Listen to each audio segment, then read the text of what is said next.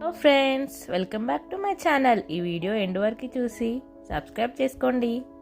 ఈరోజు మనం ఎంతో సింపుల్గా మటన్ దమ్ బిర్యానీ ఎలా తయారు చేసుకోవాలో చూసేద్దామా.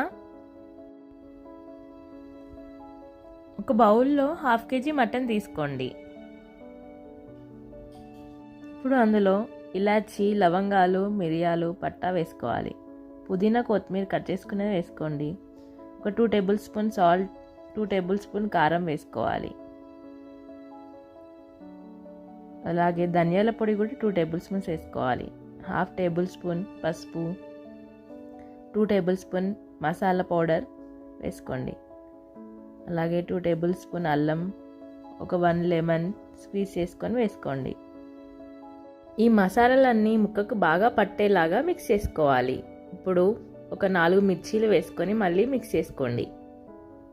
ఇలా మిక్స్ చేసిన మటన్ని ఓవర్ నైట్ ఫ్రిడ్జ్లో పెట్టుకుంటే ముక్కలకి మసాలాలు బాగా పడతాయి.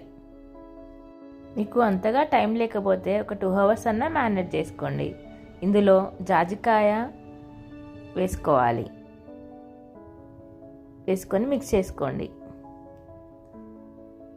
అలాగే పెరుగు వేసుకొని మంచిగా మిక్స్ చేసుకోవాలి.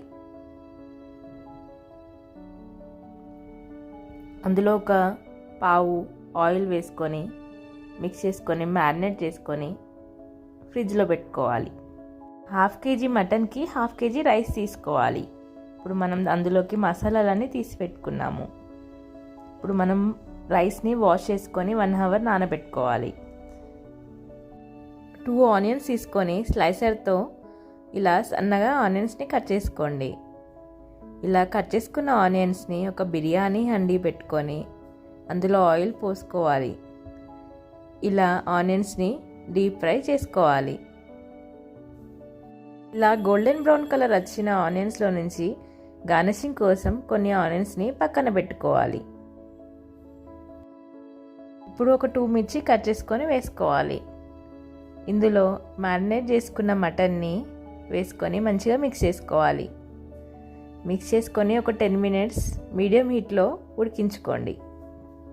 ఇప్పుడు ఒక గిన్నెలో బిర్యానీ రైస్కి సరిపడా వాటర్ తీసుకొని అందులో మనం ముందుగా తీసి పెట్టుకున్న మసాలాలన్నీ వేసుకోవాలి. ఈ మసాలాలన్నీ వేసుకున్నాక ఒక 2 table spoon salt, 1 table spoon అల్లం వెల్లుల్లి పేస్ట్ వేసుకోవాలి. ఇది టేస్ట్ చూడగానే సాల్టీ వాటర్ లాగా ఉండాలి. అందులో పుదీనా, కొత్తిమీర వేసుకోవాలి. ఇప్పుడు ఇలా ఉడుకుతున్న మటన్లో పుదీనా, కొత్తిమీర వేసుకొని మిక్స్ చేసుకోండి. మళ్ళీ మూత పెట్టుకొని ఒక 10 minutes ఉడికించుకోండి. ఇందులో హాట్ వాటర్, బాయిల్ అయ్యే వాటర్ వేసుకుంటే ముక్క జ్యూసీగా వస్తుంది. ఇప్పుడు గిన్నెని స్టవ్ మీద పెట్టుకొని ఆయిల్ పోసుకోవాలి. ఇలా మరుగుతూ ఉంటే వాటర్ని మనం ఫస్ట్ నానబెట్టుకున్న బియ్యాన్ని ఇందులో వేసుకోండి. రైస్ 80% కుక్ అయ్యే వరకు ఉంచుకోవాలి. ఇలా చెక్ చేసుకోండి. ఇప్పుడు 80% కుక్ అయిన రైస్ని మటన్ పైన ఈక్వల్గా స్ప్రెడ్ చేసుకోండి.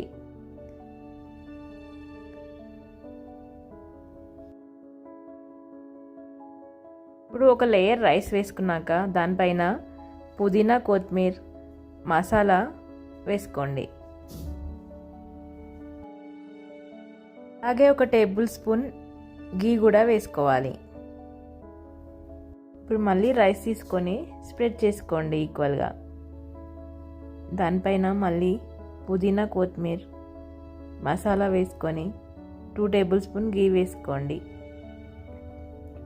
ఇప్పుడు మనం ముందుగా ఫ్రై చేసుకున్న ఆనియన్స్ని గార్నిషింగ్ లాగా వేసుకోవాలి.